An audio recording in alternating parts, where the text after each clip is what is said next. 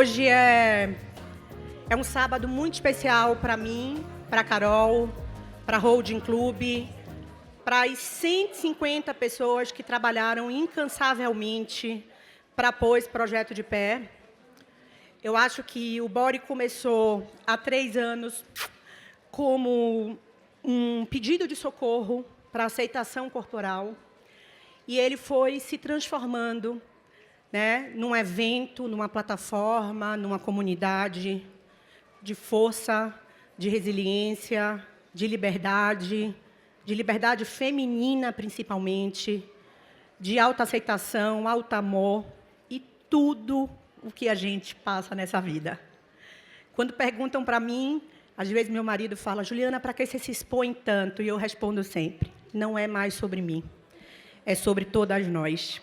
E eu acho que é isso que me move, né? Eu acordo todos os dias para trabalhar feliz, mas eu acordo todos os dias ainda mais feliz, sabendo que, junto com todos vocês e com o Body, a gente pode fazer uma transformação efetiva de fato. Então, antes de qualquer coisa, eu queria agradecer a cada um de vocês por estarem aqui conosco, acreditando no nosso sonho. Obrigada.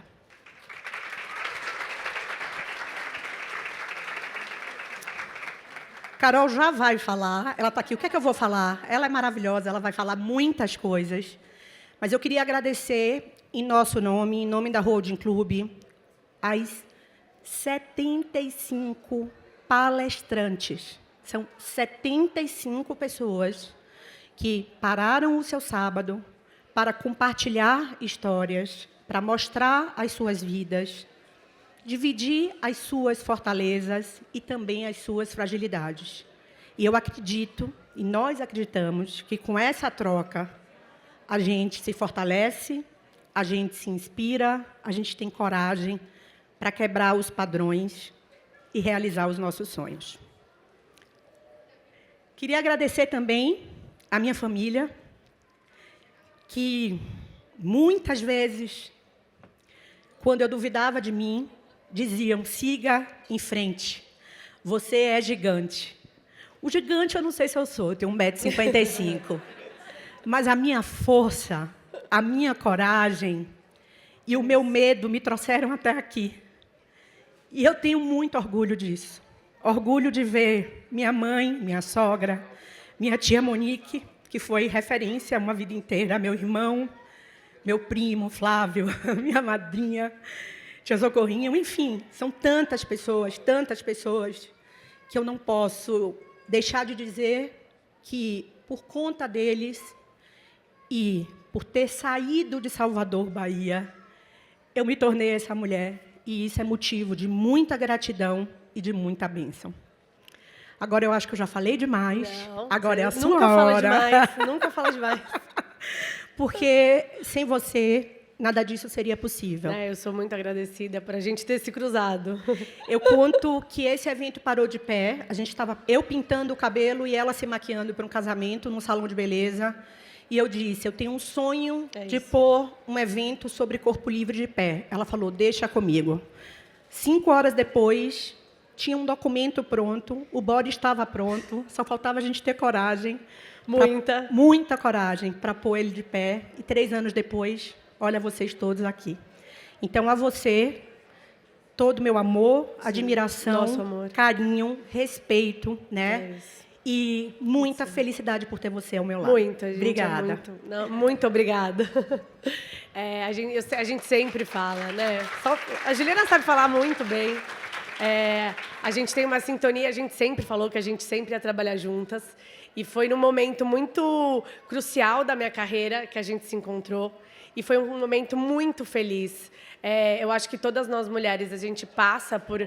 A gente tem uma dificuldade a mais, mas isso quer dizer que a gente não é vitimista, a gente, na verdade, é muito mais guerreira, muito mais resiliente. E eu acho que o Body também é isso. A gente é resiliente, a gente é guerreira. A gente começou com 300, esperando 200 pessoas, foram 300 no nosso primeiro Body. A gente esperou 500 pessoas no último, vieram 1000. Então, esse ano a gente vai dobrar a meta. Por favor, por A gente favor. tem muito ainda. Eu quero 2.000 pessoas aqui A hoje. gente vai fazer o Lollapalooza do Body. O Lollapalooza do Body. É isso, mas a gente quer agradecer todo mundo. A gente vai ter um momento de agradecer, mas assim, eu acho que o Body, todo mundo aqui, só para vocês saberem, a gente tá aqui pelo amor, pelo carinho, pelo respeito que a gente tem uma pelas outras. Não é sobre mim, não é sobre a Ju, é sobre um time incrível que a gente tem atrás da gente. Um time que é 5, 6, 7, 8 meses de trabalho incessantes para tentar ficar de pé. E é sempre, como a gente sabe da causa, é sempre mais difícil a causa que a gente está, né? A gente acredita por um mundo melhor. Né? Então, assim, muito obrigada a todos, muito obrigada a vocês por estarem aqui. A gente fez com muito amor, com muito carinho. Cada palestrante foi escolhida, cada fotógrafo, cada pedacinho aqui foi pensado com muito carinho para vocês, né? Ela só esqueceu e ela me pediu para eu lembrar que ela ia fazer um agradecimento especial agora. O meu agradecimento especial, porque a Ju sempre fala e eu fico super nervosa. Obviamente, ao meu marido, que sem ele eu não conseguiria estar aqui. Cadê ele? Uma salva de palmas para Marcel. Cadê ele? Eu ele? não sei onde ele está. Porque, olha, para vocês saberem, quando eu descobri que eu estava grávida, eu tenho uma filha de 1 mês e meio. De um ano e meio. E eu descobri que eu estava grávida, literalmente, 2 semanas antes do Body acontecer no anterior. Primeiro ano. E eu tive um descolamento de placenta, então eu não consegui ir no Body. Eu consegui ficar 10 minutos com 18 pessoas atrás de mim. Então, e eu sou uma empresária, então eu não parei nenhuma hora. Então, se não fosse meu marido, se não fosse minha mãe, meu pai, que me ajudam com uma rede de apoio incrível, eu não estaria aqui. Né? A Isabela fica com eles o tempo inteiro, daqui a pouco ela está aqui. Mas é isso, muito obrigada a toda a minha família, ao meu marido, que sem eles eu não estaria aqui também. Parabéns. Eu vou pedir para a produção pôr no telão os patrocinadores, depois a gente faz um agradecimento. E também, gente, eu queria dizer que a gente tem convidados muito especiais no dia de hoje. A gente tem uma turma de estudantes, de jovens aprendizes que vêm de vários lugares. A Unibis, a FES, o Amor e Mechas, que mais, Carol? Proa, muitos jovens estudantes. Cadê uma salva de palmas para essa gente maravilhosa? Esse é o futuro do nosso país. Esse é o futuro do nosso país. Essas jovens que acreditam nos seus sonhos e que vão fazer a transformação. Depois são vocês que vão estar aqui nesse palco, não vão ser mais a gente. A gente vai deixar para vocês. Muito bem-vindas a todas vocês. A gente está muito feliz de ter vocês conosco. Eu vou contar rapidinho como vai ser o evento, para vocês entenderem, e depois a gente vai ceder esse palco para mulheres que eu admiro duplamente ou triplamente, porque são mulheres que nos ensinam todos os dias, né, a gente ser melhor. Certo, Carol? Então, vamos lá. Esse palco, gente, é o palco principal, ele chama Palco Body. A gente vai ter aqui mais ou menos 7 painéis, onde a gente vai falar desde maternidade atípica até liberdade financeira, autocuidado, alto amor. Lá em cima, não sei se já foram ao quinto andar. Quem já foi no quinto andar? Tá bonito? Ah, graças a Deus. A gente tem o palco Coach Esporte, apresenta corpo e alma, porque a gente fala, né, que não é sobre o tamanho do nosso corpo. A gente acredita que a gente precisa estar bem, né, fisicamente, emocionalmente, com a nossa saúde, para que a gente esteja na nossa melhor versão.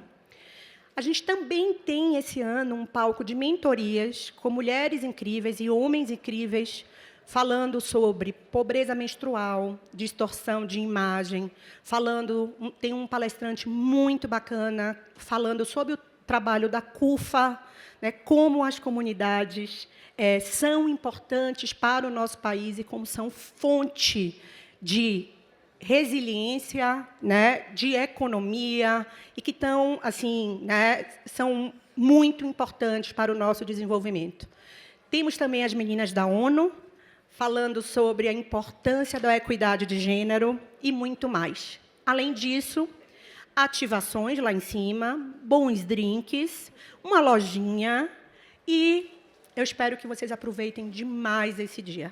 Esse evento é sobre todos nós. A gente tem DJ também. A gente tem DJ, a gente tem Ju de Paula, que vai tocar na hora do almoço para a gente se divertir.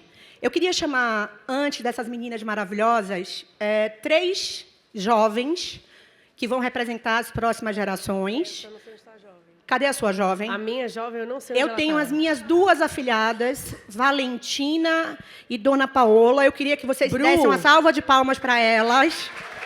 Cadê as duas? Cadê as pequenas? Cadê a Isabela? Cá. Isabela sumiu? Sumiu a Isabela? Cadê a Isabela? Isabela sumiu. Kamikaze está em algum lugar. Então, olha só. Ah. Lola e Nina são minhas afilhadas. Eu tenho uma sobrinha que está em Salvador, que ainda tem 1 ano. E, por ela ser muito pequenininha, ela não está aqui. Mas ano que vem, com fé em Deus, você vai deixar, né, meu amor? Meu irmão. Vai deixar ela subir nesse palco. Mas eu gosto de dizer, e trouxe elas aqui por um simples motivo. Toda a nossa luta é para deixar o mundo melhor para as próximas gerações. Toda a nossa luta é para que elas e outras meninas e outros meninos da idade delas e das menores ou maiores não passem pelo que a gente passou. Então, o meu sonho distante é que esse evento perpetue e que siga fazendo uma transformação social para um mundo verdadeiro melhor para as mulheres. Nós merecemos isso.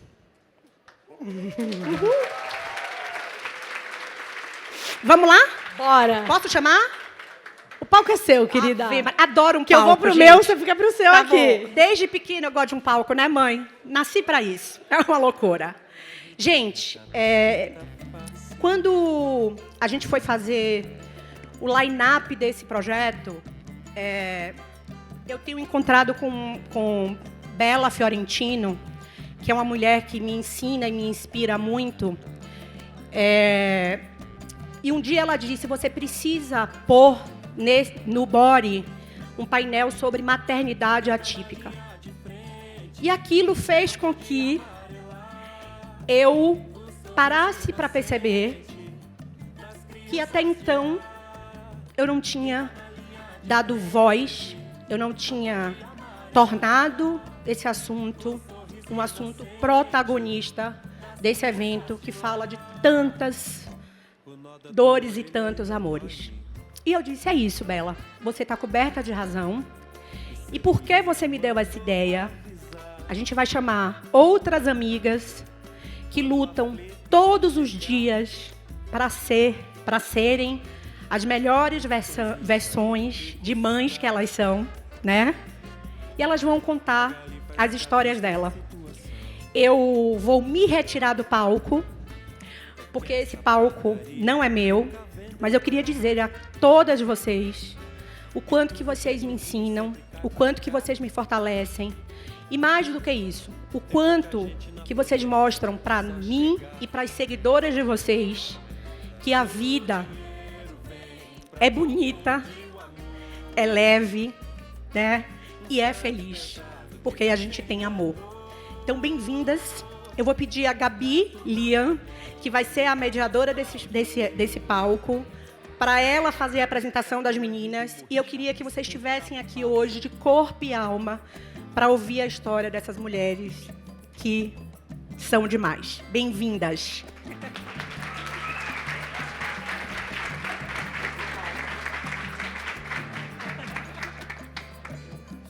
Vai começar assim já. O que eu preciso falar antes de tudo para a Ju e para todo mundo que está aqui é o seguinte: o movimento que defende a diversidade dos corpos é o mesmo que defende a diversidade das pessoas. A inclusão é uma só. E por isso que é maravilhoso ver no Body um painel sobre maternidade atípica, com mulheres tão potentes quanto essas, para falar sobre a criação de seus filhos, que tem alguma característica que interfira no seu desenvolvimento pleno na sociedade. O evento quer que mulheres celebrem a liberdade de seus corpos e a existência de seus filhos exatamente como são. A invisibilidade já nos uniu. o preconceito e o silêncio também. E contra tudo isso e por um contexto mais positivo, estamos mais unidas do que nunca e precisamos de mais e muitos aliados. Hoje, o propósito é de ampliar vozes que clamam por respeito e empatia a seus corpos, aos seus filhos, não aos meus, aos seus, aos dela, mas de toda a comunidade. E também clama por empatia e respeito a essas mães, que merecem ser ouvidas e ter suas vozes reverberadas. Então, com enorme prazer, recebemos aqui essas 4 mulheres inspiradoras, que, assim como eu, são mães atípicas. Dani Mello, empreendedora que, desde os primórdios da influência digital, compartilha sobre moda e estilo de vida. Mãe de 2 filhos, o mais novo dentro do espectro, traz questões que envolvem o universo da maternidade atípica, saúde mental e bem-estar da família em seu contexto diário, em seu conteúdo.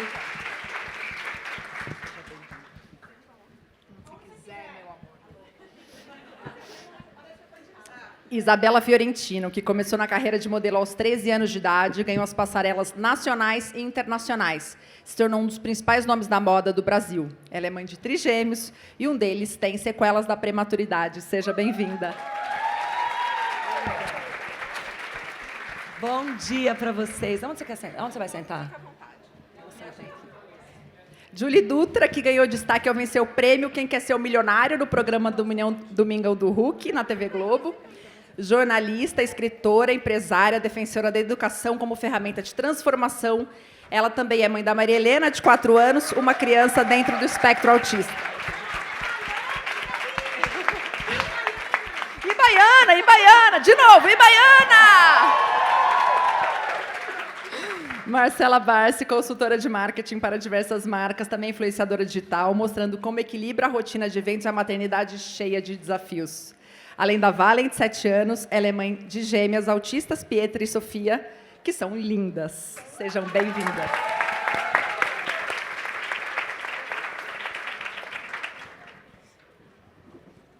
Vamos lá. Agora a gente precisa começar a falar real. Ter um filho com deficiência ou algum transtorno muda completamente a vida de qualquer pessoa, inclusive de quem já se considerava bem-sucedida no papel de mãe. Então, eu quero que vocês falem um pouco para mim como é que foi, qual foi a grande mudança que vocês sentiram quando se reconheceram nesse lugar? Nossa, bom, vou começar porque quando eu descobri que eu estava grávida, eu estava no auge do Esquadrão da Moda. Eu estava já há alguns anos apresentando o programa e o meu sonho era fazer o Esquadrão da Moda grávida, para poder mostrar, né, como uma mulher grávida, barriguda, pode estar estilosa, bonita e tal. E quando eu descobri que eu estava grávida, eu logo no primeiro ultrassom já soube que eram trigêmeos univitelinos, ou seja, eles tinham apenas uma placenta que estava, né, distribuindo, né, todos os nutrientes através dessa única placenta. E poderiam ter várias complicações, como um cordão umbilical não receber o alimento como os outros, poderia perder um bebê, poderia perder os 2 ou até mesmo os 3. E me foi orientado de que eu não deveria falar que eu estava grávida de trigêmeos ainda, porque eu corria muitos riscos. Foi quando eu tive que já ficar em repouso, aquele sonho de apresentar o programa grávida foi por água abaixo, e eu tive que ficar em repouso a partir do 2º mês de gestação. E eu estava no auge da minha carreira. Eu falei, meu Deus, como que vai ser a partir de agora? Já imaginei que eles nasceriam prematuros, então eu já sabia que eu teria que ficar afastada por um tempo. Foi quando eu avisei o SBT, eles me deram a maior força e eu fiquei praticamente em casa, sem me movimentar.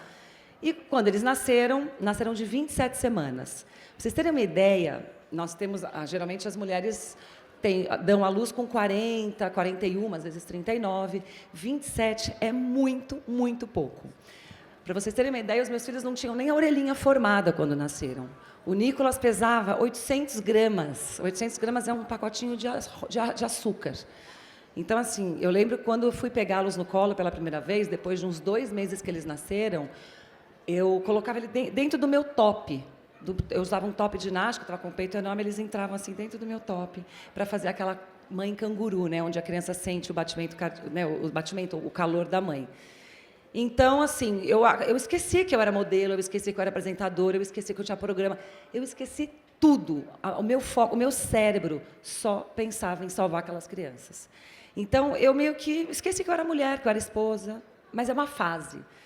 Bom, fiquei 3 meses no hospital com eles, e no 3º dia de vida, né, voltando um pouquinho, quando eu descobri que o Lorenzo teria alguma sequela, o Lorenzo, que foi o mais pesado, ele nasceu com 1,2 kg, ele teve uma hemorragia cerebral, que é um sangramento, estoura, como se fosse um AVC, estourou a veia da cabeça dele, sangrou, e o sangue no cérebro, ele mata praticamente, né? Assim por dizer de uma palavra mais simples, ele meio que mata aquela área onde o sangue encostou no cérebro. Então, ele perdeu muitas habilidades, né, do lado direito do cérebro. E, a partir daí, eu já sabia que eu teria um filho com necessidades especiais, um filho com deficiência. E eu falei, gente, o que eu vou fazer da minha vida? Será que eu vou conseguir voltar a trabalhar? Será que meu marido vai ficar do meu lado? Porque acontece muito, né, de maridos não aguentarem. 80% no Brasil. Isso. E eu falei, eu não quero saber, eu só quero salvar a vida dos meus filhos. Isso, que eu tinha outros 2 que poderiam também passar por tudo isso. Então, assim, se não fosse a fé, eu não sei o que seria de mim. Eu acho que, olha, qualquer mulher que seja ateia, quando está numa situação dessa, é impossível você não se apegar a uma religião, a alguém. Eu brinco assim, eu gosto muito de energia, né, de pensar positivo e tal, mas na hora do vamos ver, você precisa ter uma pessoa. Você precisa ter uma pessoa para conversar, que é Deus, é Nossa Senhora, é Jesus, é o que quer que seja que vocês acreditem, que é alguém que está lá te ouvindo. Então, foi isso que me sustentou, que me deu muita força. Eu falo, né, a gente ouve isso, você é muito forte, você é guerreira, mas isso é uma força que vem assim, lá de cima. Então, voltando à sua pergunta, né, como que eu lidei com esse momento de me ver ali tão fragilizada, eu esqueci de tudo, eu só foquei na vida dos meus filhos e, graças a Deus, estão todos muito bem. O Lorenzo é uma criança extremamente feliz. O meu foco eu quero que meu filho seja feliz. Se alguém vai olhar torto, se alguém vai falar, o problema é dessa pessoa, não é dele. E não é da minha família. Então, é claro que a gente precisa conscientizar, a gente precisa ensinar as pessoas a serem mais respeitosas, mas ele é tão feliz que, para mim, o que importa é isso. Legal, maravilhoso. Quero saber de vocês, então, como é que tem sido essa experiência, esses desafios a partir da maternidade atípica. Bom, vou pegar esse gancho que você falou da fé, que eu acredito tanto nisso, que é impossível na maternidade atípica você não ter essa... Não tem como. Se você não tiver fé, você precisa de esperança. E todos os dias são dias que você literalmente não sabe o que vai acontecer. E se você não tiver essa base, fica muito difícil. Eu tenho um filho, assim como a Má, o meu primeiro filho é um filho normotípico, então eu tinha uma vida e uma maternidade comum, né? Eu engravidei 6 anos depois, então demorou, foi muito tempo, deu tempo de esquecer de tudo, assim, e reaprender tudo. O meu diagnóstico ele veio com 1 ano e 4 meses, foi com 1 ano e 2 eu comecei a desconfiar, então eu já acho que ali já começou a mudar para mim, sabe? Eu comecei a entender que, opa, tem alguma coisa aqui e talvez a energia que eu despendia para a maternidade, que óbvio que não é pequena, né, na maternidade normotípica, de maneira nenhuma, mas eu senti que ali vinha um desafio um pouco maior. E, nesse momento, você não sabe qual é o caminho que você está trilhando, aonde você está pisando. E aí você tem que dar o passo e acreditar que Deus vai te dando o caminho. Não tem e aí, acho importante, quando você fala isso, quando você começou a perceber nos primeiros meses, tem muitas mães que têm medo de encarar a realidade. Elas vão colocando embaixo do tapete. Não vale a pena, porque quanto antes você intervir, melhor. Então, viu algum sinal, vai no pediatra, pergunta para uma amiga, porque assim eu conheço muitas pessoas que vão, olha, e esperam, e acham que e tem vergonha de falar para o marido, e tem vergonha de receber um diagnóstico. Ela tem um custo, né? Eu e a Má, a gente estava conversando, o nosso médico é o mesmo, e a gente estava falando sobre isso. Do quanto é difícil esse primeiro passo. Para a gente também foi. A gente, não é porque a gente está aqui hoje falando sobre isso que é tudo extremamente... Foi muito fácil e bem resolvido, tanto para nós quanto para os nossos familiares. Não somos só nós, as mães. mas é tão importante É uma surra, né? e é muito importante a gente estar sentada aqui hoje, podendo falar sobre a maternidade atípica, porque, sim, nós somos invisíveis para a sociedade, assim. Ainda mais se o seu filho é feliz. O meu filho é muito feliz. Eu sei que as filhas da minha amiga são muito felizes. Você está falando que o seu filho é muito feliz. Acredito que os filhos de vocês são felizes. É mas não é a realidade de todo mundo, né? Eu acho que as pessoas também criam uma ideia de que quem tem um filho com algum tipo de deficiência não tem como aquela pessoa ser feliz. Eu vejo muito isso. As pessoas me olham, eu tenho gêmeas autistas, então, no meu caso, a dose é dupla, né? Eu tenho uma mais velha, de 8 anos, e as gêmeas de 6. E muita gente, quando descobre que eu tenho as meninas, ainda são duas, olham para mim com uma cara assim, meio de dó, e falam assim, nossa, você é tão novinha e duas, meu Deus, puxa vida. Gente, eu sou muito feliz.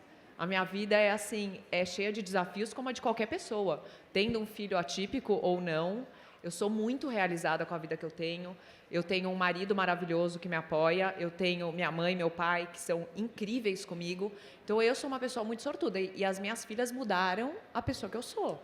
Impacta na família inteira. O nível de Sem evolução e do que você pensa para a sua vida muda a partir do momento que você recebe uma criança com alguma diversidade ou alguma deficiência. Então, assim, eu acho que parar de ter esse olhar para a gente de que não tem como a gente ser feliz ou que é uma maternidade triste, e não é. Eu acho que a gente consegue enfrentar esses desafios. Não, a gente vai chegar lá, mas no começo é muito duro lidar com o olhar preconceituoso, é muito duro lidar com a incerteza de saber o que virá, até que a gente se reconheça nesse lugar, tem um caminho pela frente. E eu fico imaginando aqui a Julie, né, que, vamos lá, é uma mulher nordestina, preta, mãe solo e mãe atípica. Exatamente. Quer dizer, enfrentou muitos preconceitos ao longo dessa jornada.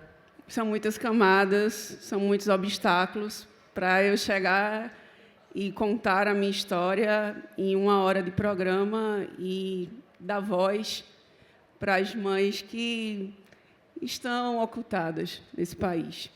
E a minha maternidade ela é muito atípica. Eu engravidei já num período totalmente atípico, uma pandemia. Então, imaginem o que é você atravessar uma pandemia gestante, sem pai, sem mãe. Meus pais são falecidos. E eles não têm irmãos. Ou seja, eu não tenho primos. Eu só tinha a minha avó, ainda tenho, graças a Deus, deficiente. E no meio daquele cenário caótico. E você atravessar aquilo, e no meio de uma crise também da minha empresa, eu tenho uma agência de marketing que cuida de marketing médico, especialmente. E você ter que ver cortes, e você lidar com a interrogação, o que será a partir daqui? Porque eu que cuido da minha avó, eu sou arrimo de família, né? Então, foi muito difícil. E enfrentar tudo isso só, essa é a verdade, com o apoio de Carmelita, que eu gosto de frisar, e falei no programa, e falo em todos os locais que eu venho a pisar. E quando Maria nasceu, quando nasce um filho, nasce uma outra pessoa, além de uma mãe, nasce outra pessoa. Em mim surgiu uma força que, a partir daquele momento, eu simplesmente coloquei como prioridade que eu gostaria e serei diplomata. Então, imagina, recém-parida, sem rede de apoio, essa é a verdade, e tentando reconstruir a sua empresa, onde eu precisei demitir todos. E eu assumi o trabalho de todos. Eu me lembro, quando eu entrei, Gabi, na maternidade, eu estava fechando o contrato e trabalhando. Eu não parei de trabalhar e eu continuei estudando. Reergui a minha empresa, readmiti todos, contratei mais, expandi. Pois bem, a coisa foi andando, né, até que eu comecei a desconfiar de Maria. Cara, tem alguma coisa aqui que está fora do padrão, né, de desenvolvimento. E aí eu disse, não, tá aí todo mundo, né? A pandemia também atrapalha muito. Ah, não, é filho de pandemia, cada um tem seu tempo. Mas a gente é mãe, a gente sente. E aí foi quando eu disse, não. Eu acho que, para mim, a maior angústia é o não saber caminhar. É você não saber o que fazer. Porque, juro por Deus, quando eu recebi o laudo, não caiu lágrimas, caiu um alívio, assim, agora eu sei para onde eu vou. Eu tive exatamente isso, até porque as gêmeas, eu comecei a desconfiar, elas tinham 9 meses. E daí o meu marido é médico, eu falava, como eu tinha mais velho, eu comparava, eu falava, elas têm alguma coisa de diferente. Elas não me olhavam, eu colocava no trocador para trocar fralda, elas não respondiam o nome, nada. Eu falava, tem alguma coisa. E daí eu lembro que todo mundo falava assim para mim, imagina, gêmeos, o desenvolvimento é diferente. Eu fui em 11 médicos, eles falavam para mim, elas não têm nada.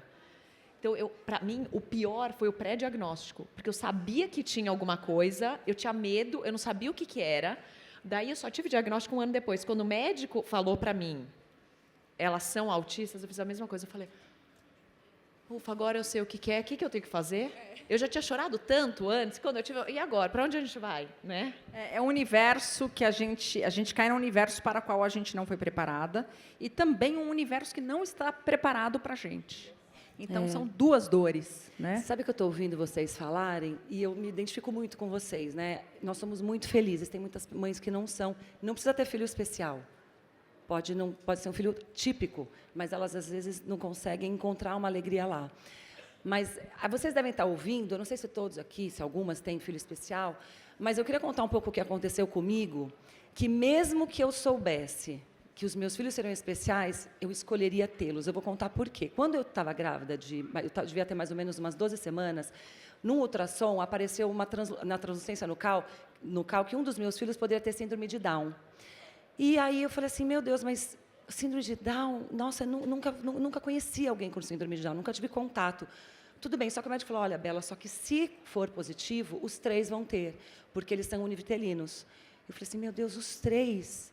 Aí ele falou assim, eu falei assim, tudo bem, eu vou encarar. Então, assim, se eu tivesse tido um diagnóstico positivo, ainda assim, eu aceitaria essas 3 crianças e eu tenho certeza que eu seria tão feliz como eu sou hoje.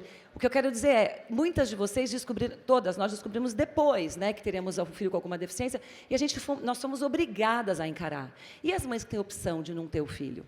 Que hoje a gente sabe, você faz o exame, tem algum problema, você aborta. Isso é uma coisa muito comum do Brasil, acontece no mundo inteiro. Então, eu olhando para trás, eu falo assim, meu Deus, mesmo eu sabendo que os 3 poderiam ter Down, eu falei para o meu médico, eu vou encarar.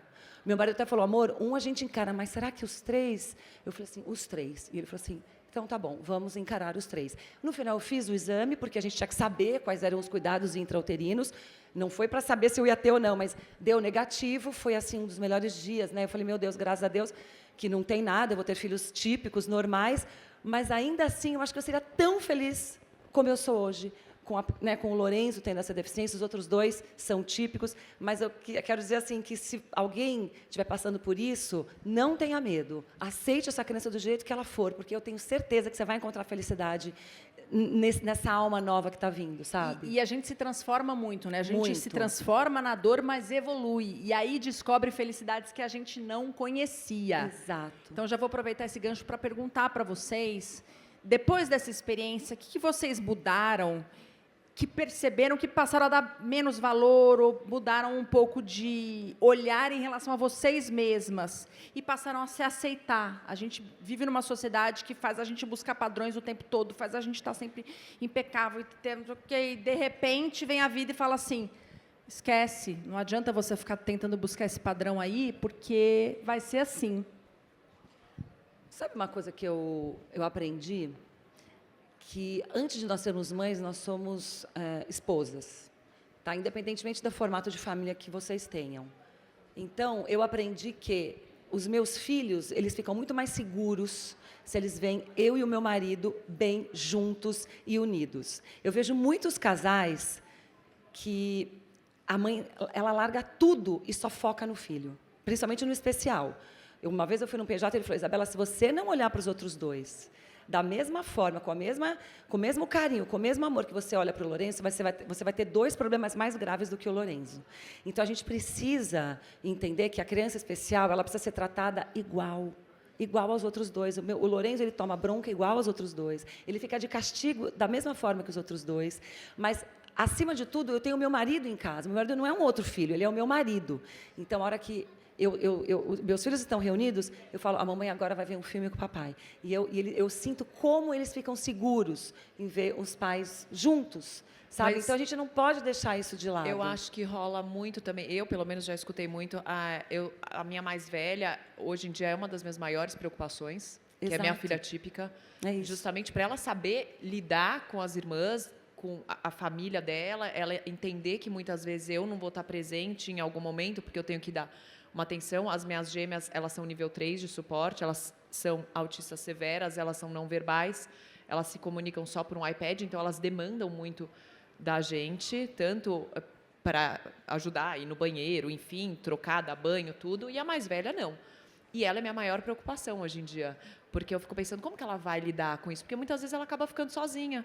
Muitas vezes eu estou resgatando uma das gêmeas, ela está me chamando para ver um desenho, Valen, não dá, Não agora você posso, tem que esperar. é. Então, assim, é complicado, e mesmo isso também em relação ao marido, porque a gente fica o dia todo naquela função, e é terapia, e é trabalho, não sei o quê, às vezes o marido chega em casa e fala assim, gente, você não consegue falar, você não consegue, né? São tá os ali. pratinhos, né? Exato, A gente tá aqui equilibrar com os prato. filhos Eles tentando sentem, equilibrar. eles sabem. A hora que eles veem os pais juntos, dá uma sensação de segurança. De segurança. Mas que é isso não- muito Isso importante. é de uma parcela muito privilegiada da população. Sim. Né? A própria Julie pode contar um pouco sobre isso, que ela é mãe solo, enfim. A minha formação de família é muito atípica. Então, eu compreendo que esse é um recorte muito real do Brasil, sabe? Tipo, tem muitas mães, independente de ter filho com deficiência ou não, que lidam diariamente com 1000 obstáculos para garantir o sustento da sua casa. Então, eu acho que aquele programa, quando eu ganhei, e eu recebo muito feedback até hoje, muitas mães e muitas mulheres que lidam com 1000 batalhas, sabe, Gabi? E como foi que eu comecei a refletir muito antes de ter essa visibilidade, de como eu poderia tornar esse ambiente melhor para o desenvolvimento de Maria, num lugar tão atípico? Eu comecei a criar rede de apoio. Eu não tinha, então eu fui buscar. Eu fui buscar nos meus amigos, eu fui buscar na escola, eu fui buscar na terapia. Então, eu fui criando muletas para eu poder desenvolver, para eu poder também ter Você vida. também se desenvolver, né? Exatamente. Enquanto mulher. Faço terapia parental, faço a minha outra terapia, eu tento ter vida social. E eu estava até comentando com o Gabi que é muito louco isso, porque eu ganhei um prêmio, né, que nunca ninguém ganhou no Brasil, em 8 anos de edição. E eu acabei saindo com um rótulo que me orgulha muito. Super inteligente. Não me acho a pessoa mais inteligente do país, mas reconheço os meus méritos. Mas é de um jeito que a mãe atípica não pode colocar um biquíni e ir para uma praia, porque automaticamente é como se a pessoa que ganhou o prêmio não pode desfrutar do seu corpo do jeito que bem quer e aonde bem quiser. Então, eu tento, aos poucos, conduzir as pessoas que me seguem, até quem não me segue, e até o próprio algoritmo, que eu sou uma pessoa que quero ser feliz e que busco o tempo todo a felicidade.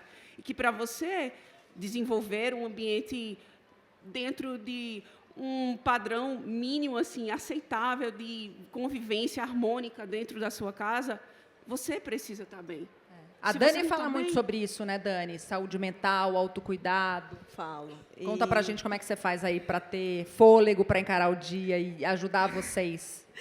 Eu também passo, eventualmente, pela síndrome da impostora. Eu falo e me pego em momentos que eu olho e falo...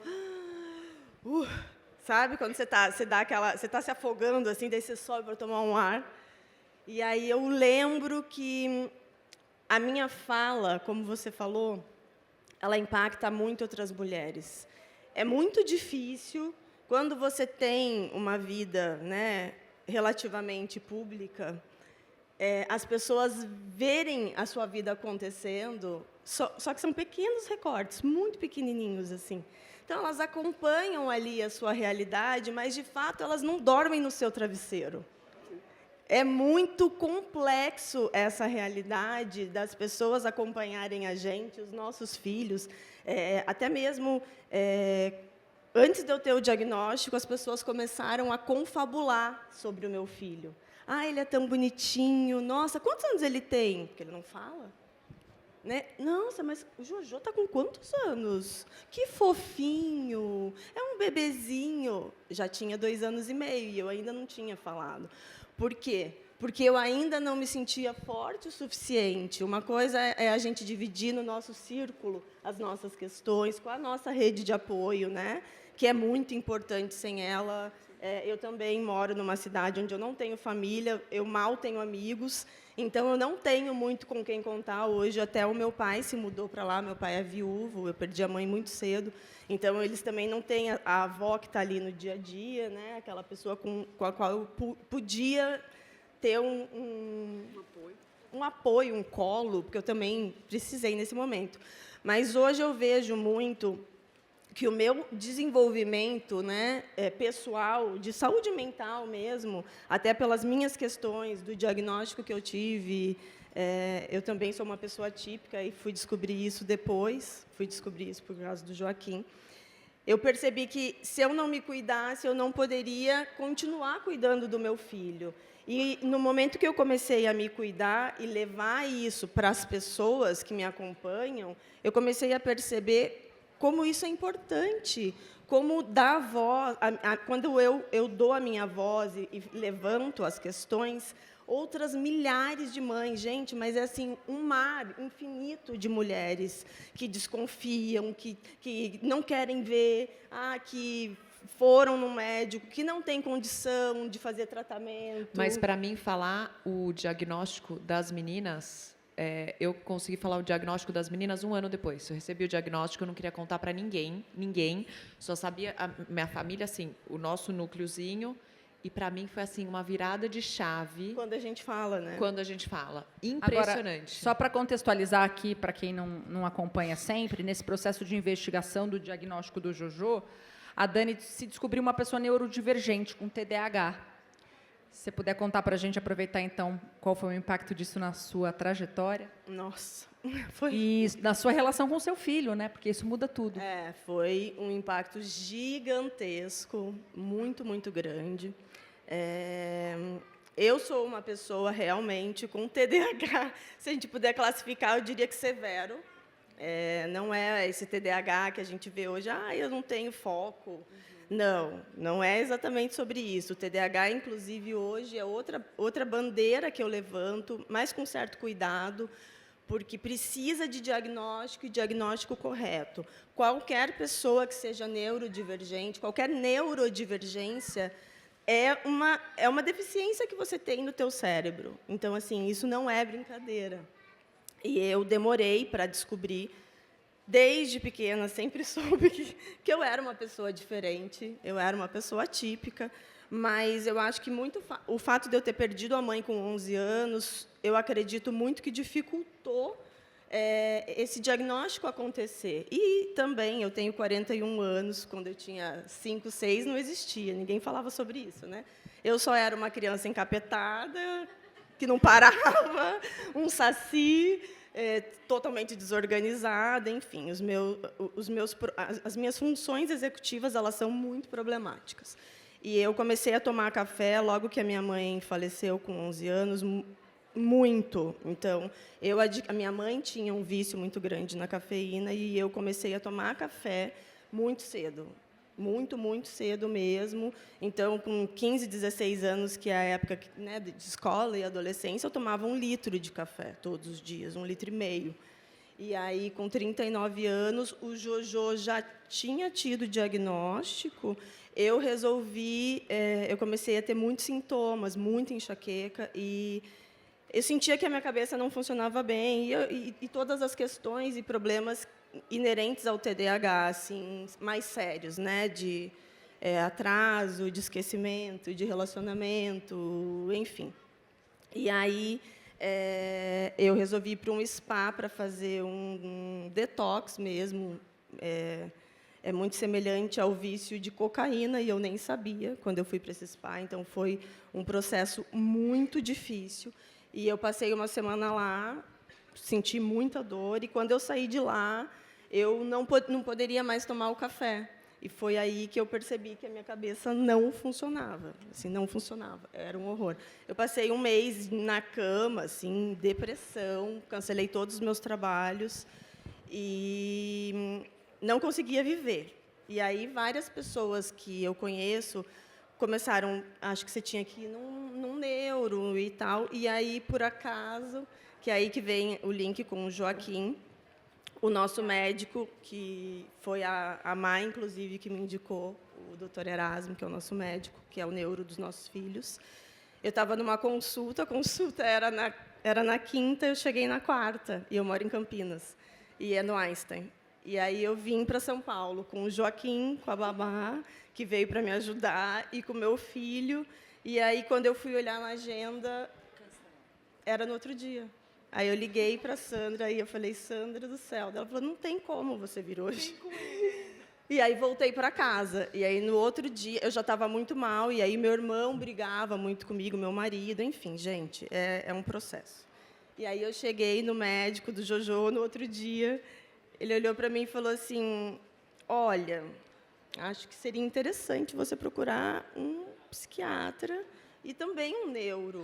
Eu acho que você tem aí um diagnóstico, mas não sou eu que vou te dar. Eu falei, não acredito. Ele falou, você já ouviu falar de TDAH? Eu falei, já. Andou me levantando essa questão. Então, ele me pediu para ir num médico. Ele falou, você precisa ir num psiquiatra muito bom. Eu não vou te dar o diagnóstico, né, porque eu sou médico do seu filho. Mas é muito importante que você vá, e eu acredito que um tratamento, e além de terapias e tal, vai ser muito importante, porque um cérebro neurodivergente, aí me deu uma aula, e aí ele me falou uma questão que eu também não sabia, que um dos genes do autismo vem do TDAH também. Então, é muito comum crianças autistas terem pais com também uma neurodivergência, como o TDAH. E aí eu fui já na mesma semana, enfim. Aí foi mais um luto, mais um diagnóstico, mais um tratamento. Mas hoje eu posso dizer que, assim... Deve ter sido um alívio também para você. Foi porque um você vivia alívio. Ela investigando o próprio filho, descobre a própria história, volta para o medicamento, consegue ter uma vida mais normal. E tem que se aceitar. Né? É exatamente isso. Tem muitas características do autismo semelhantes ao TDAH, na neurodivergência, então, isso a gente até conversou na nossa ligação. De certa maneira, eu também, de certa maneira, não, eu sou uma pessoa atípica, então, eu consigo entender algumas questões do meu filho. E também, gente, a maternidade atípica de uma mãe atípica eu vou dizer para vocês, é um babado. Agora, uma coisa que eu queria falar com a Isabela é o seguinte, você vem de um lugar onde havia um padrão de corpo quando você começou, né? A moda ela era muito excludente e, felizmente, isso vem mudando. A gente vê a importância de outros corpos, outras cores, nas passarelas e tudo mais. Mas você viveu esse universo e teve 3 filhos, e teoricamente considerados idênticos, Sim. e descobriu que eles são muito diferentes entre si, tanto no desenvolvimento quanto na personalidade. Sim. Como é que você vê a beleza da mudança desse paradigma na sua história e na história da nossa sociedade? Olha, eu acabei de chegar de São Paulo Fashion Week, agora que foi a semana passada, e em vários desfiles a gente conseguiu ver essa diversidade de corpos, de belezas, de etnias, de cultura. Isso até na moda mesmo. Hoje em dia, quando a gente fala de moda, a gente não está falando só de roupas. Então, os estilistas eles trazem as suas raízes, suas vivências, culturas, né, diferentes de várias partes do Brasil. Então, está sendo muito bonito de se ver. Eu acho que, como a Ju falou, não é sobre essa luta do body positive, mas eu acho que tem que impactar em todos os sentidos, né? Então, eu fiquei muito feliz, porque eu vim desse meio, né, onde a pessoa tem que ser aquele padrão, alta, magra. Eu já perdi desfile porque eu tinha 2 centímetros a mais de quadril. Então, assim, isso mexeu tanto com a minha cabeça. Eu tive anorexia, eu tive bulimia, eu tive que fazer tratamentos. Aliás, eu me curei da bulimia porque o meu desejo era ser mãe. E uma vez, nunca vou me esquecer, eu devia ter uns 19 anos, o meu psiquiatra falou, Dr. Tack, que ele trabalha com esse tipo de disfunção, distúrbio alimentar. Ele falou assim, qual que é o seu maior sonho? Eu falei assim, meu sonho é ser mãe. Ele falou assim, então eu vou te falar, se você não conseguir ser uma pessoa que olhe para você e se veja uma pessoa normal no seu corpo, se você sempre ficar se vendo gorda e querer emagrecer, você não vai conseguir ser mãe.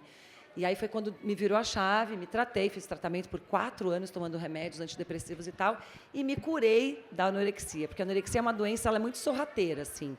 Você se sente que está, né, você acha que se curou, mas se tem algum momento da sua vida que você está passando por alguma adversidade, a primeira coisa que acontece é trava aqui, você não consegue comer.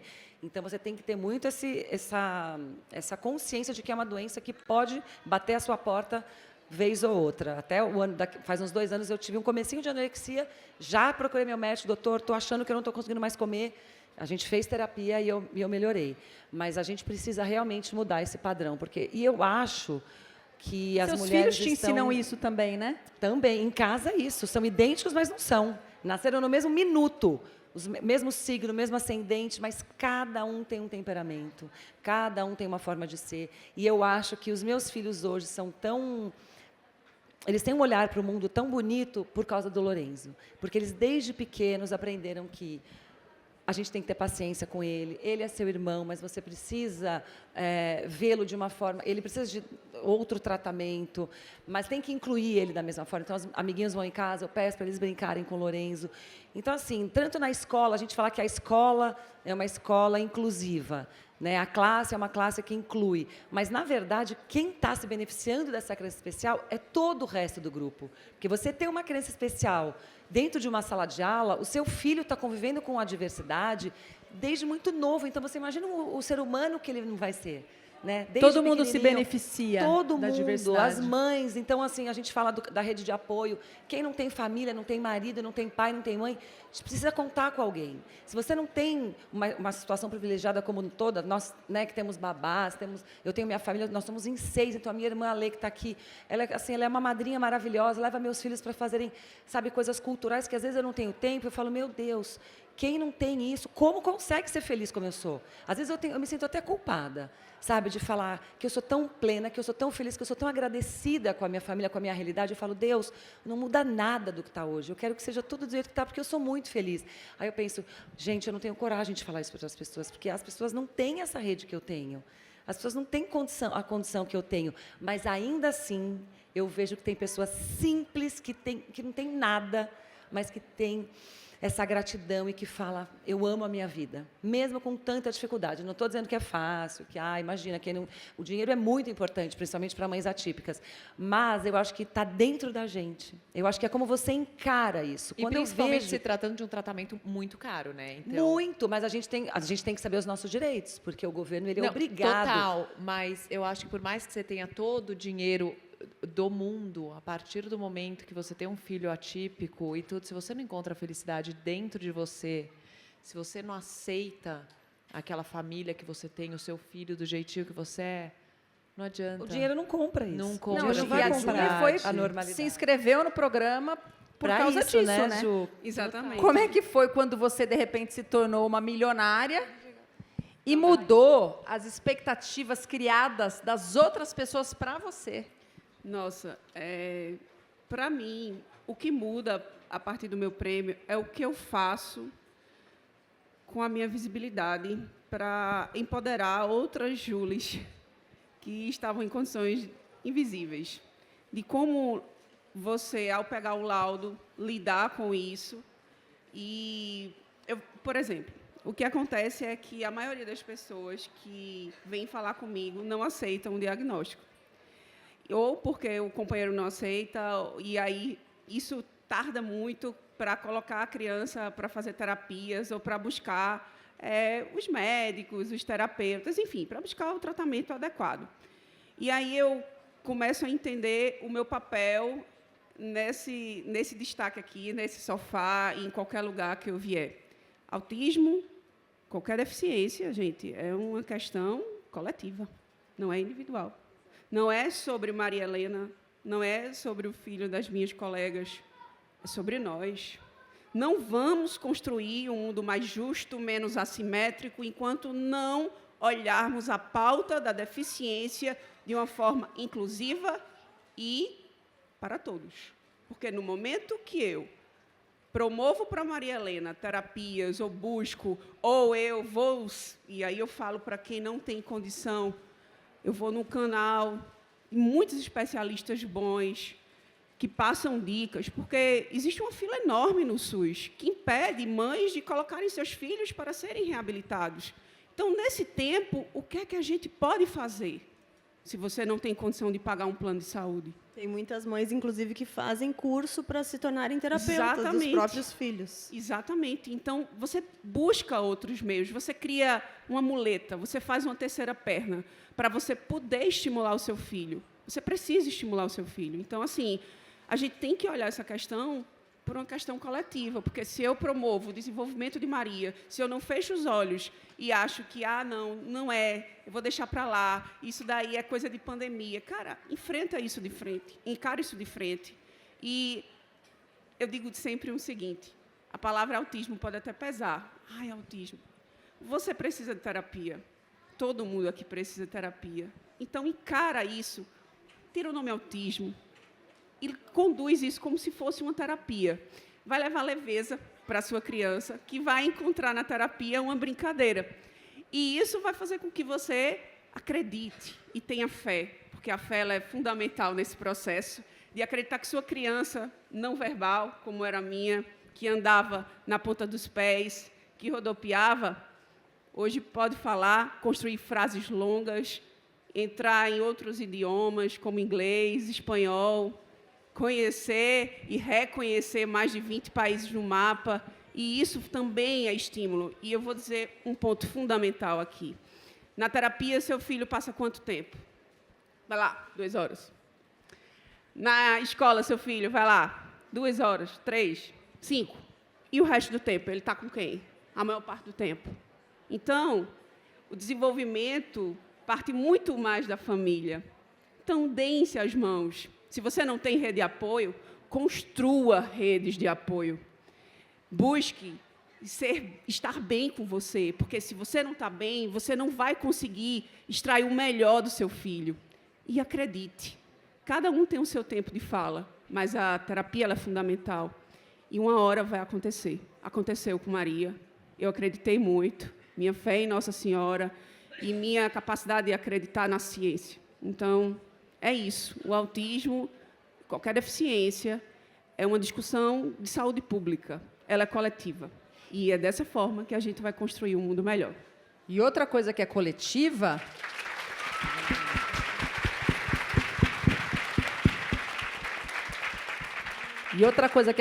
quero correr aqui porque a gente já está com o tempo meio apertado, mas eu tenho 3 perguntas importantíssimas para fazer.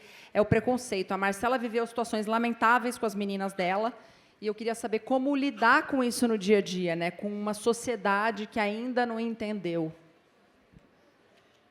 Eu acho que, primeiro, a gente tem que aceitar nossos filhos. Eu acho que é o ponto principal. E eu conto essa história para todo mundo. Quando eu tive o diagnóstico das meninas, eu não queria contar para ninguém, e eu falava para o meu marido, não vamos falar, eu não quero que ninguém saiba, porque eu ainda não estava preparada.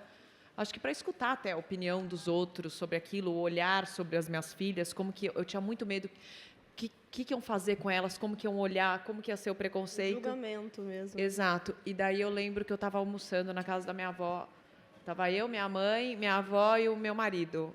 E eu lembro até hoje que eu falava para ele, não conta. E ele falava assim para mim, a gente tem que começar a contar para as pessoas, porque as meninas começaram a crescer, todo mundo começou a olhar, nossa, mas elas não falam, nossa, e elas têm muita estereotipia, então elas ficam toda hora com a mãozinha aí pulando e andando na ponta do pé.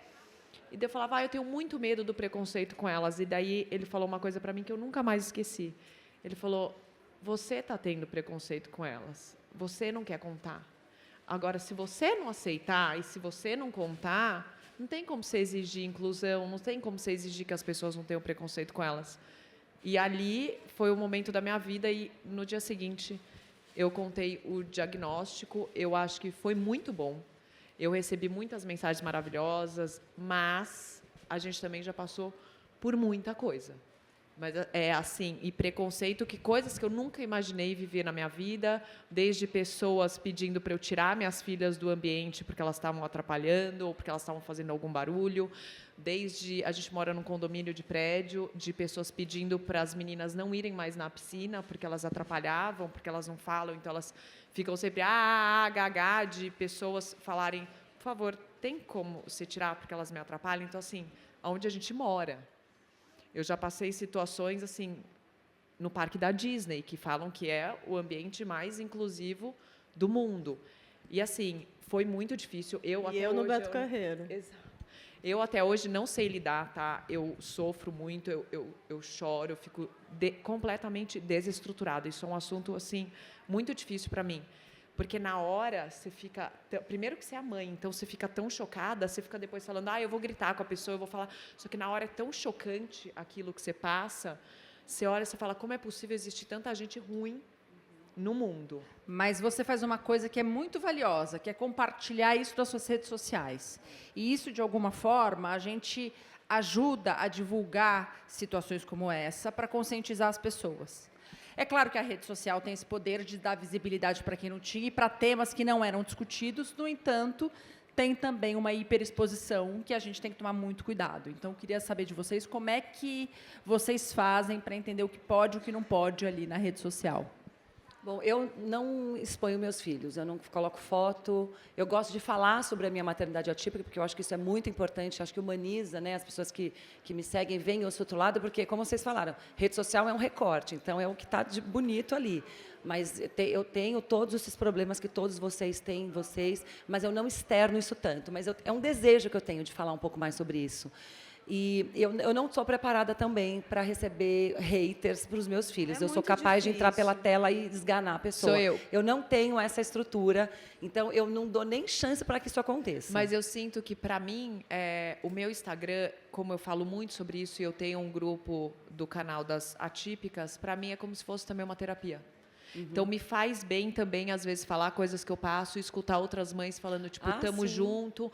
Eu também passei por isso, me dá um certo alívio, você acaba sabe? criando a sua própria rede E, de no apoio fundo, isso vai acabar, que estão isso só vai acabar quando as pessoas falarem muito sobre isso e o quão errado isso é. Então, eu até queria falar, quando você estava falando da sua filha, eu tenho aqui duas pessoas que estão...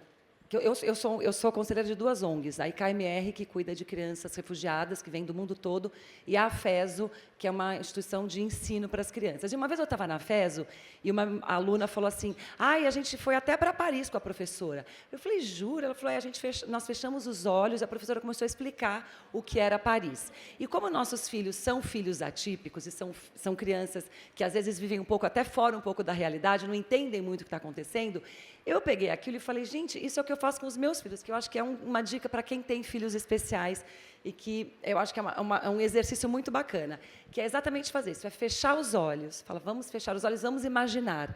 Você vai levar o filho de vocês para qualquer lugar do mundo e ele verdadeiramente vai ter aquela experiência de olhos fechados. Então, é um trabalho que eu faço muito isso com o Lourenço. Então Lô, vamos agora imaginar, vamos imaginar. E a gente vai desde os lugares mais básicos até os mais mirabolantes. Então, às vezes, a gente fecha os olhos e fala, então, agora, onde a gente vai? Vamos para a praia. O Lourenço não anda sozinho, ele anda de andador e ele não consegue de sentar, ficar em pé, ele se vira, fica sentadinho, mas não consegue se levantar. Então, a gente começa a imaginar exatamente isso. Então, fecha os olhos. Então, Lolo, agora a gente está onde? A gente está na praia. Então, você está sentindo a areia quentinha da praia? Estou sentindo, mãe. E o ventinho que está batendo no seu rosto? Ai, mãe, também estou. E a água salgadinha que, de repente, estourou aquela onda e a água vem na sua boquinha? Você está sentindo o salzinho da água? Ai, mamãe, eu também estou. Então, isso é um exercício que a gente tem que fazer com os nossos filhos para eles sentirem essa experiência. Porque quando você fecha os olhos e imagina, você está vivendo. Quando você acorda de um sonho bom, você viveu aquele sonho. Mesmo que não tenha sido verdade, você viveu aquilo. Então, eu aconselho todas as mães a fazerem esse trabalho de imaginação com os filhos de vocês. E trazer essa experiência para eles, que talvez eles nunca vão ter na vida real, mas que eles estão sentindo, o cérebro deles está sentindo aquela coisa gostosa. Porque não é tão fácil também de conseguir levar eles para todos super os difícil. lugares. O meu filho não consegue sozinho na areia, ele tem Eu que sempre até estar vi, com alguém. você postou, que eu fiquei super emocionada, que você levou ele e ele conseguiu descer a montanha esquiando. Isso, foi esquiar. Mas você acha que um dia eu ia imaginar que meu filho ia esquiar numa montanha? Claro, depois eu descobri que o professor dele não tinha duas pernas, eram duas próteses, o cara lá esquiando, descendo a montanha. Então, assim, tudo é possível para quando você quer alguma coisa. Então, essa dica que eu dou, que ajuda muito assim, ao Lourenço a se sentir livre. Então, por mais que ele não consiga andar sozinho, entrar no mar, surfar, ele até surfa na cabeça dele, ele faz tudo o que ele quiser. Então, eu acho que isso é super importante. Até para nós mães também. Às vezes, você quer aquele tempinho que você quer ficar calminha ali, aí você vai e imagina tudo que você gostaria que acontecesse na sua vida, sabe? Eu acho que é um bom exercício. Já vou aproveitar esse gancho para a gente fazer uma última perguntinha para encerrar, porque o tempo está acabando. Eu queria saber de todas vocês, para encerrar, como é que vocês ressignificaram a maternidade de vocês a partir dessa experiência com filho, com deficiência, com algum transtorno, com alguma dificuldade? Eu já falei tanto, gente, eu estou achando que vocês têm que falar mais. Então, Conta um pouco. eu acho que ressignifiquei de uma forma muito bonita. Maria me ensina a ser uma pessoa melhor a cada dia. São muitos obstáculos, são muitos desafios. A minha maternidade, como eu falei, eu tenho uma rede de apoio muito limitada. Por exemplo, eu prestei concurso de admissão de carreira diplomática num furacão que está a minha vida ainda esse ano, colhendo os frutos do milionário, fazendo campanha de vacinação no governo do estado de Pernambuco, fazendo campanha comercial para a universidade, participando de eventos. E eu encarei de frente que o que eu quero para mim é ser diplomata. Então, saí de um concurso de 8.525 inscritos, passei na primeira fase, no meio de tudo isso. E se eu mostrar, e eu tenho isso em rede social, porque eu compartilho com muita gente que encontra na educação um caminho sólido para construir um futuro melhor e dar uma oportunidade para os seus filhos, eu estudo no chão da clínica. E eu trabalho do chão, porque eu comecei a adaptar os meus estudos dentro do horário de terapia da minha filha. E como eu tenho uma agência e hoje eu consigo delegar para a minha equipe, então eu tenho hoje um trabalho muito mais de delegar e de acompanhar. Então eu consigo fazer isso estando em qualquer lugar, do Japão, no chão, aqui, onde for. Então, mas eu acho que o grande foco hoje é o Itamaraty. Passei na primeira etapa, fomos para uma segunda fase, onde foram 40 horas de prova. Meu último domingo foram 10 horas de prova, onde eu passei mal, onde eu tive que ir no hospital, e eu tenho chance de entrar. Então, para mim, o meu maior estímulo é que minha filha, ela me dá adrenalina de acreditar que é possível a gente recontar, reconstruir a nossa história, apesar dos obstáculos que é a vida. Eu perdi meu pai, eu perdi minha mãe, eu perdi um carro num assalto grávida de Maria com a arma na cabeça. Tudo se foi. E a única coisa que eu acredito muito é que a educação é a arma mais sólida para construir um país melhor, um mundo melhor. E é esse legado que eu quero levar para todo mundo. Maria me incentivou a criar o meu primeiro livro, que eu ainda nem lancei, vou lançar a partir da próxima semana. E eu montei uma maletinha, que é a maleta da Pequena Milionária, que é o nome da minha obra. E a minha primeira leitora foi minha filha, porque eu disse, ela é meu termostato. Se ela aprovar, está tudo certo. E eu passei um mês com ela. Vamos lá. E eu ia ler a história, e ela hoje faz, mamãe, cadê a Pequena Milionária na TV? Então, eu já começo a entender que o meu produto pode virar teatro, pode virar um canal no YouTube, pode virar um jogo de conhecimento. Então, Maria me estimula a ser melhor, a buscar conhecimento e a não desistir de sonhar por ela e por todos vocês. E vou até complementar. Eu acho que o principal na maternidade atípica, os desafios eles não vão diminuir, eles podem mudar. Mas é desafio em cima de desafio, todo o tempo. É a gente conseguir entender que tem duas opções. Você pode olhar o copo meio cheio e o copo meio vazio. E todos os dias você tem que fazer essa escolha, porque os desafios eles acontecem diariamente. Então, você tem dias muito bons e dias muito ruins. Mas, se você escolher sempre olhar pelo copo meio cheio, ou na maioria das vezes, fica muito mais fácil de vencer os desafios da maternidade atípica. E os nossos também. Maravilhoso. E acho que com essa fala a gente encerra aqui esse painel. Se vocês quiserem falar uma última palavrinha aqui. Eu acho que a única coisa, que é uma coisa que hoje em dia eu escutei de uma grande amiga minha, baiana, por sinal, muito amiga da Ju, sobre inclusão, que eu acho que é uma frase que a gente tem que ter na nossa cabeça, que é inclusão não é a gente convidar alguém para o baile, é a gente convidar a pessoa para dançar. Então, eu acho que é isso que a gente tem que pensar na hora que a gente conviver com alguma pessoa, com qualquer tipo de questão. Não adianta só convidar, vamos fazer a nossa parte, estender uma mão, ajudar. E não só essa criança, esse adolescente, mas a família, que às vezes precisa muito mais desse apoio até do que essa pessoa com a deficiência. Sem dúvida. E não tirando também a questão da culpa da mãe, né? A mãe atípica, ela carrega muita culpa. E, ao meu ver, a mãe é o termômetro da casa. Então, quando você não está bem, você precisa pedir ajuda para as pessoas, porque as pessoas nos veem como mulheres muito fortes. Mas, às vezes, você está assim, tão esgotada, então pedir ajuda para o marido, para a família, para quem quer que seja, e ter o seu momento, sabe? De descanso, de liberar a sua cabeça, sabe? Nem que você tenha que sair um dia inteiro de casa, fazer uma coisa que você goste. Gente, isso é tão importante, porque a hora que você está em casa bem, as crianças sentem, todo mundo sente da casa. Então, eu prezo muito por isso. Às vezes, quando eu não estou bem, eu falo, gente, eu preciso de um tempo, eu saio, eu faço as coisas que eu gosto e volto renovada. Não precisa ter culpa, né? Faça para você se sentir realmente uma pessoa plena e com muita energia para cuidar, né, dos seus filhos e da sua família. E aí fica um recado, né, gente? Fica um recado para os pais, fica um recado para a sociedade, fica o recado para os amigos que têm alguém, alguma amiga com um filho com deficiência.